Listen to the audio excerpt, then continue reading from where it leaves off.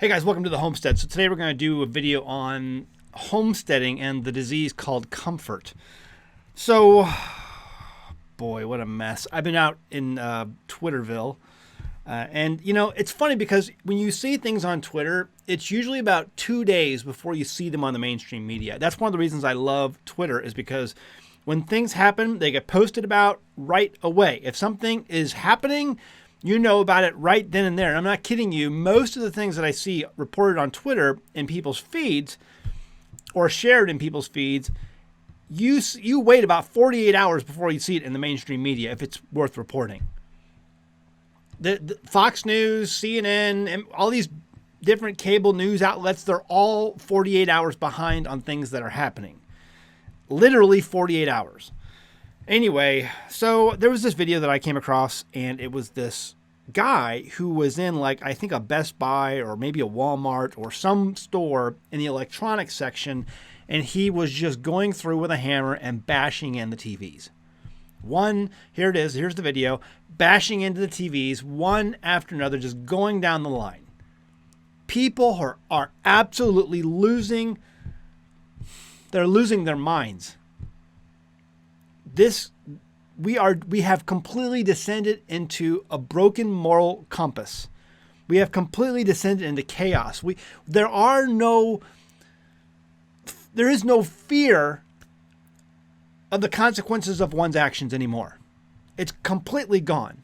So there is reports of, I forgot the restaurant that's closing down now in California and Oakland. It came out a couple days ago because they're closing down because the crime is out of control. They're like, we can't keep operating.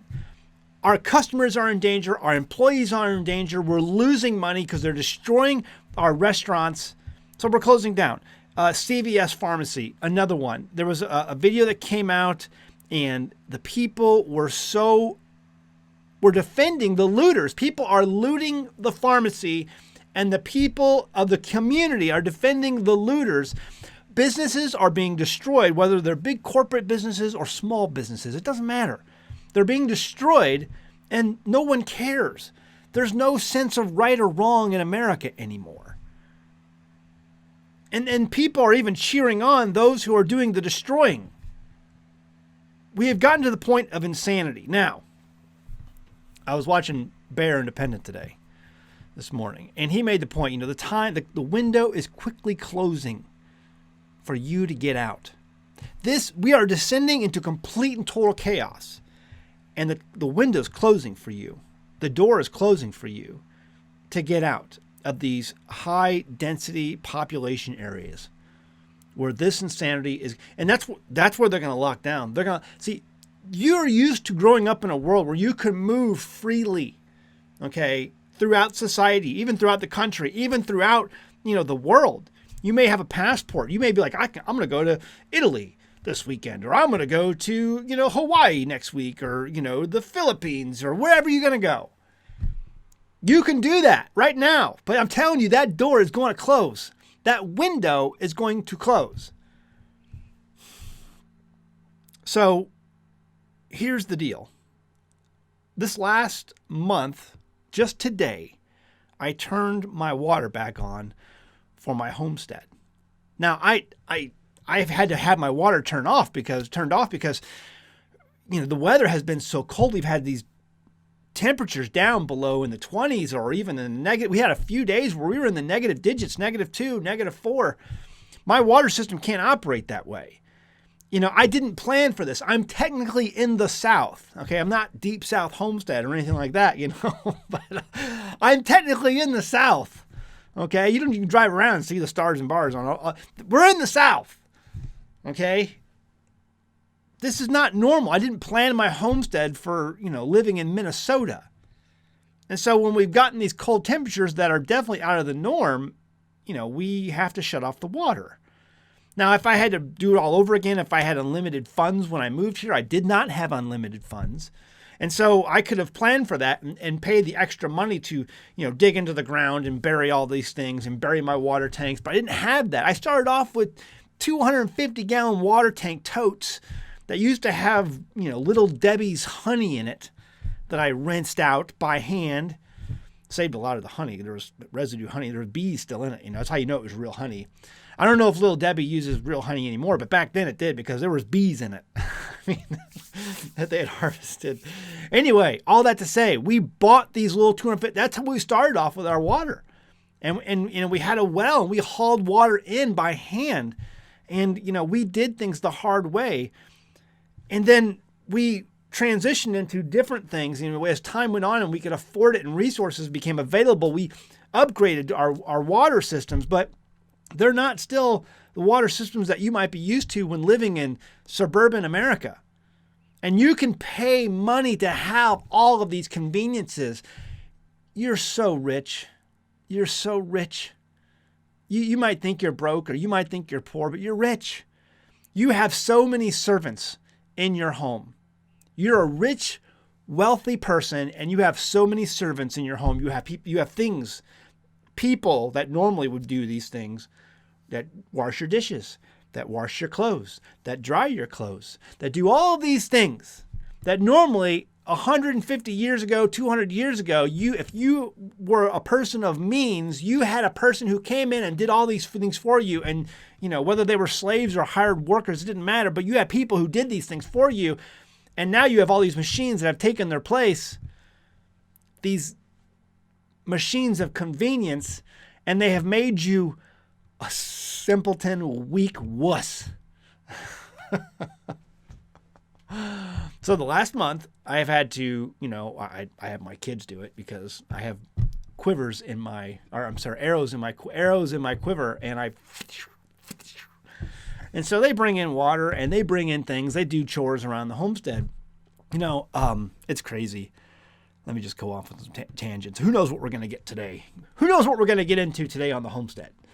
When I was a kid, I started working at McDonald's for when I was age 15 and a half. I had to get a work permit. I worked at McDonald's and I worked there for 2.5 years. I worked at McDonald's starting at age 15 for 2.5 years. I held that job. And people might be like crazy. Like, why would you stay there that long? Why would you work at McDonald's for that long? It taught me, endurance. It taught me, honor. It taught me responsibility. And, I could have gotten another job, sure. But, there was a sense of honor that I had worked at this place. And so my employer, she was a woman. Her name was Chris. And she liked my work. I showed up on time. I showed up sober. And we had a good working relationship.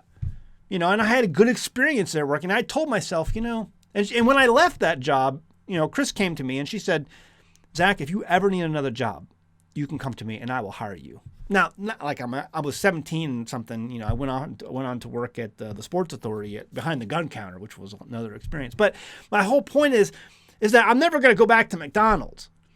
But I left that job, and my manager, the owner there, said, if you ever need another job, you come to me and I will hire you because you show up, you're dedicated. You show up on time, you're reliable, you're responsible, I can trust you.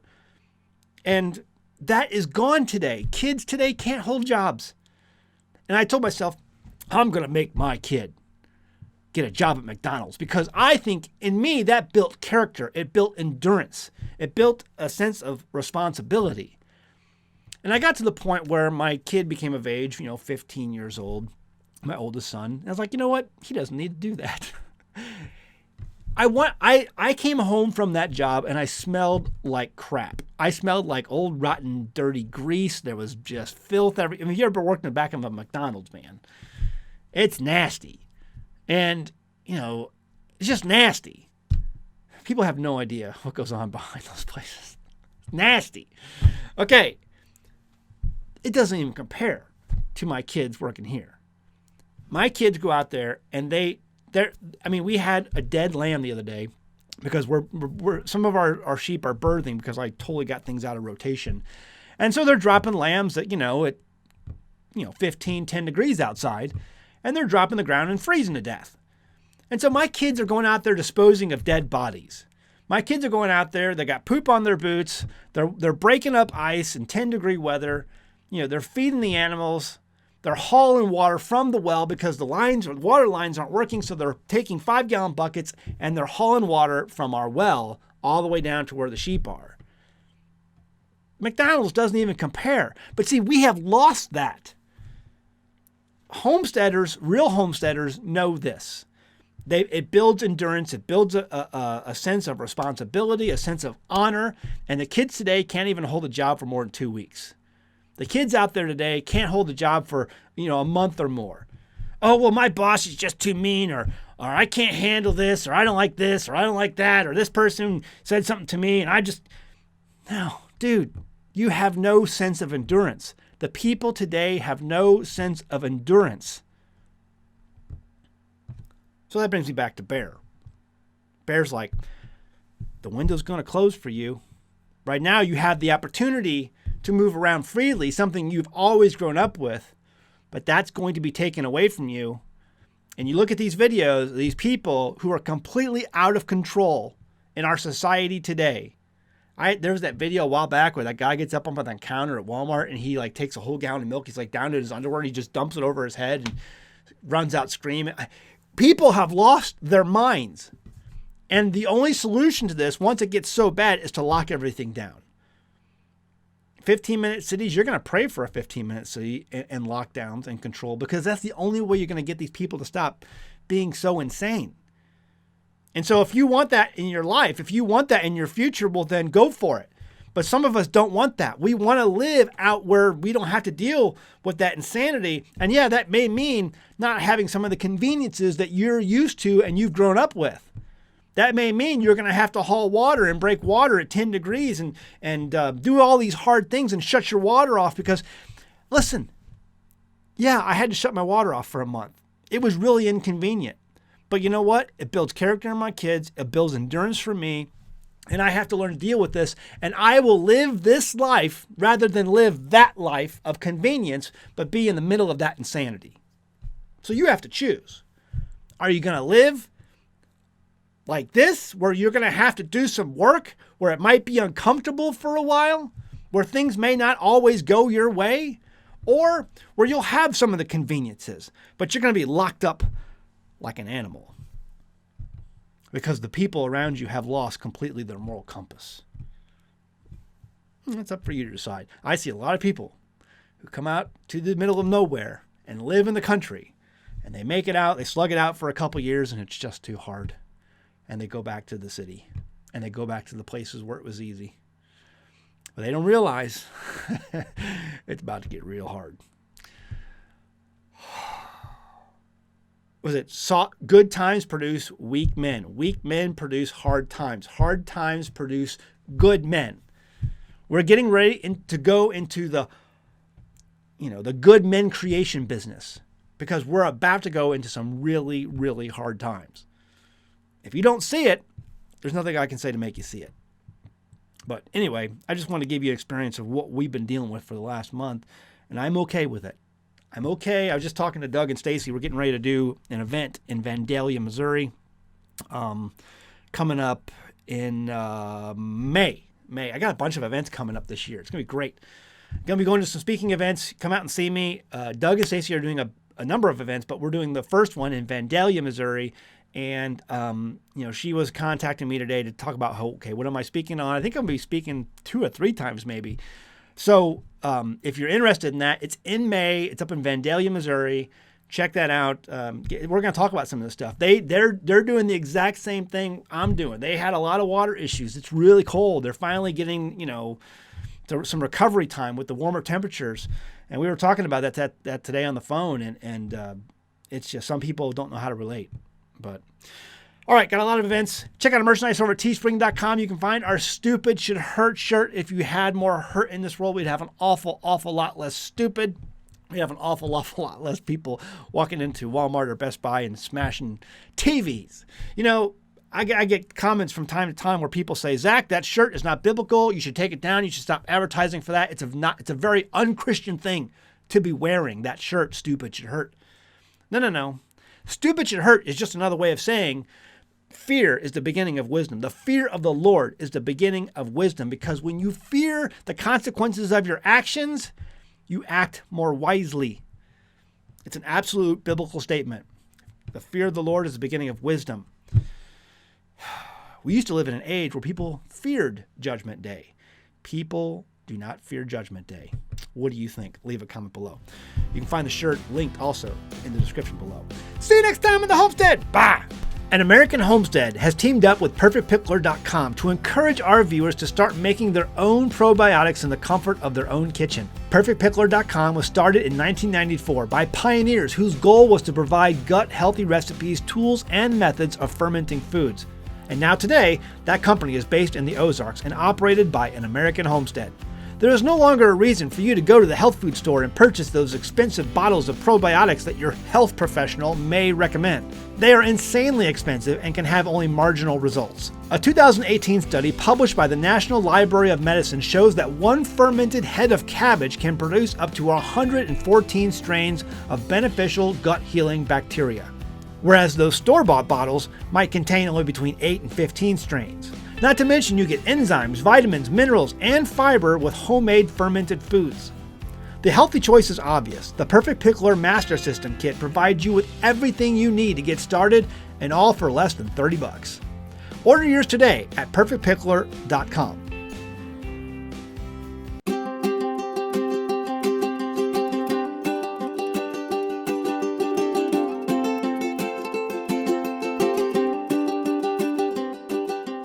Hey guys, did you know you can become a patron of an American Homestead? They get access to private videos, and we send them gifts from the Homestead that we make here on the Homestead. And we also enter our patrons into special giveaways that are only available to them. And before you go, please check out these other great videos. Go ahead, click. Oh wait.